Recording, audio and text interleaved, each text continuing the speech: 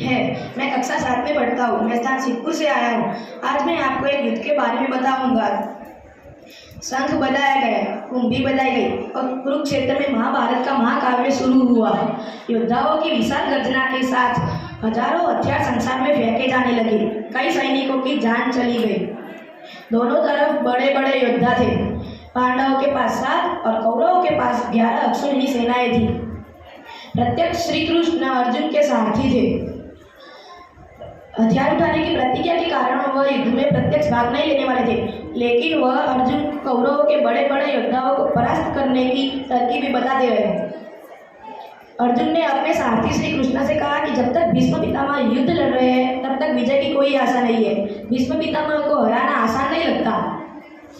कृष्ण ने अर्जुन को भीष्म से युद्ध करने के लिए कहा, लेकिन अर्जुन का मन भीष्म से युद्ध करने के लिए व्यथित हो रहा था। तब श्री कृष्ण क्रोधित होकर बोले कि अर्जुन तुम मन लगाकर नहीं लड़ रहे हो। फिर भी अर्जुन न तो कुछ बोला न ही हिला। फिर श्री कृष्ण रथ से कूदे, सुदर्शन चक्र धारण किया और भीष्म की ओर दौड़ने लगे। वहां अर्जुन ने कहा कि कृष्ण पीछे मुड़ो, क्या तुम अपनी शस्त्र धारण करने की प्रतिज्ञा भूल गए हो? अब मैं मन लगाकर लड़ूंगा और भीष्म को पूज्य पिताजी को मार डालूंगा। तो पीछे मुड़ो और घोड़ों की लगाम को अपने हाथ में ले लो। कृष्ण लौट आए।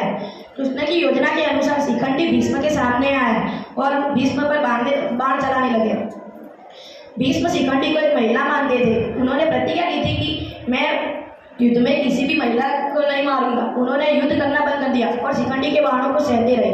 शिखंडी के बाण भीष्म को नहीं लग रहे थे। तभी अर्जुन शिखंडी के पीछे आए और भीष्म पर बाण चलाने लगे। भीष्म को पता था कि उन पर लगने वाले तीरों में से कौन सा तीर अर्जुन का है और कौन सा शिखंडी का। इस प्रकार युद्ध के 10वें दिन भीष्म अर्जुन के बाणों से गंभीर रूप से घायल होकर गिर पड़े। उन्होंने बाण सैया पर कहा कि मैं उत्तरायण तक इसी बाण सैया पर सोऊंगा और फिर अपना देह छोड़ दूंगा। भीष्म ने अर्जुन से पानी मांगा। तभी अर्जुन ने जब भूमि पर बाण छोड़े और पृथ्वी के किनारे से गंगा नदी उठकर सीधे भीष्म के मुंह में गिरी। भीष्म का मुख संतुष्टि से चमक उठा। भीष्म ने दुर्योधन से कहा कि अभी भी पांडवों से समझौता करने की देरी न करो और पांडवों को आधा राज्य सौंप दो और सुखी हो जाओ। फिर भी मंचे पर लेटे हुए दुर्योधन ने पितामह की बात को नकार दिया।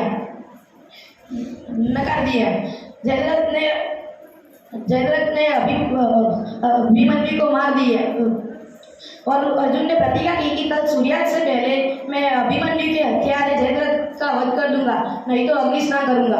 दूसरे दिन भयंकर युद्ध चला। अश्वत्थामा जैसे योद्धा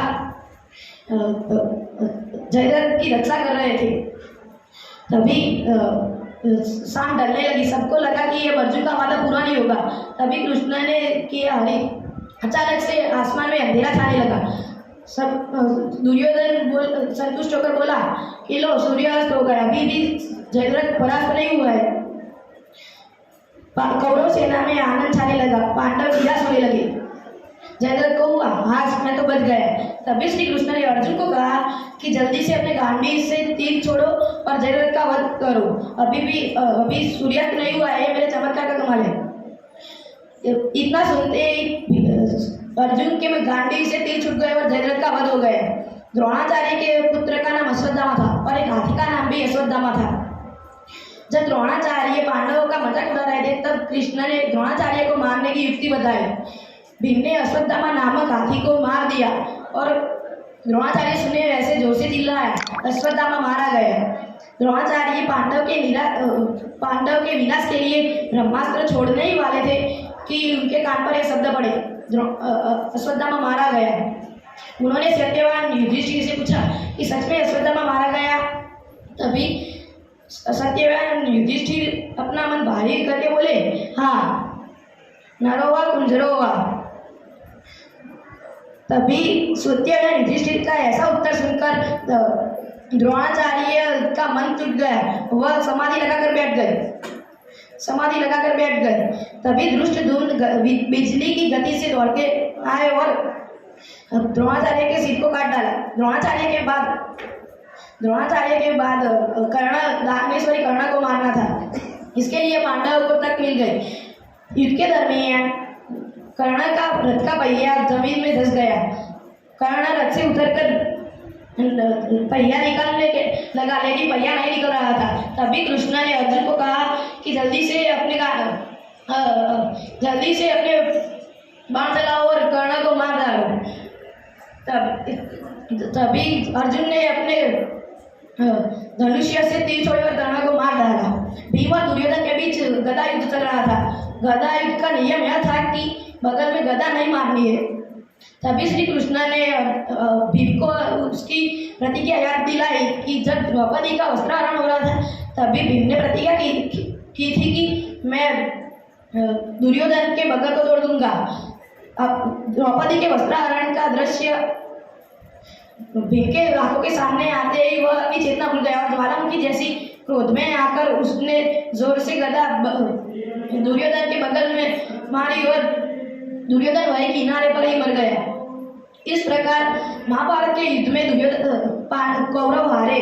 पांडवों की जीत के बावजूद जब भी वो अपने मरे हुए स्वजन को याद करते तो उनका दिल द्रवित होता। वो कहता है क्या करे, ये राज्य ये संसार कहीं मन नहीं लगता, कहीं बंधन में नहीं बनता, चलो सब कुछ छोड़ के हिमालय चले।